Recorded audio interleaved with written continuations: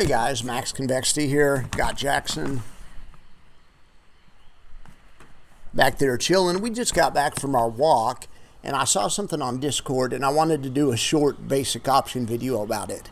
It's about the difference between sell to open and sell to close.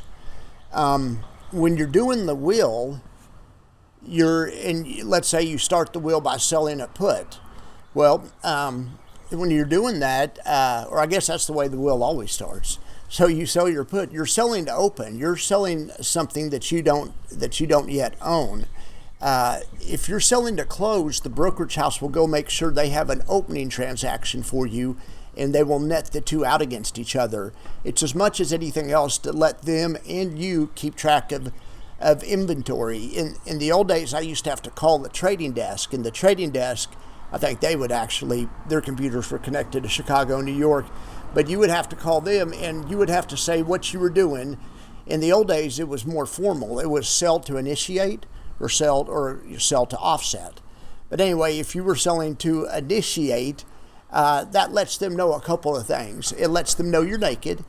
It lets them know and you aren't really naked if you're selling a put to initiate because you have the cash in your account. That's why it's a cash secured put.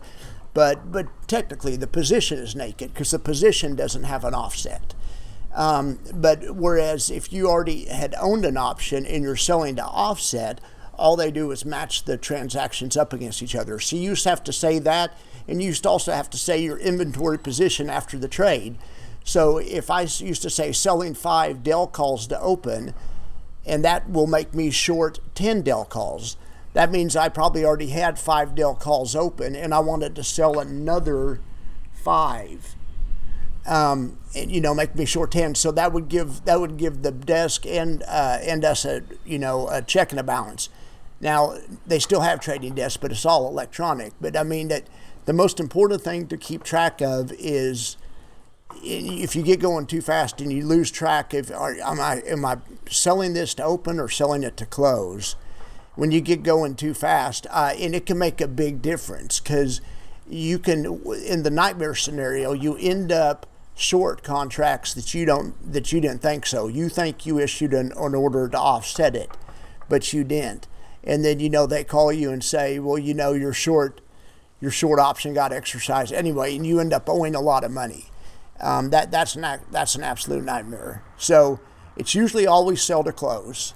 Because in most transactions, you own something before you sell it. I mean, you aren't going to be able to sell a house to open. I'll just sell my neighbor's house short. No, it doesn't work like that. But in options, and when you're doing the wheel, it does work like that. You're selling to initiate a position. And it's also a pro trade. It's why the wheel's cool, and it puts you in a position more similar to a market maker or a pro, because they're usually on the other side of options.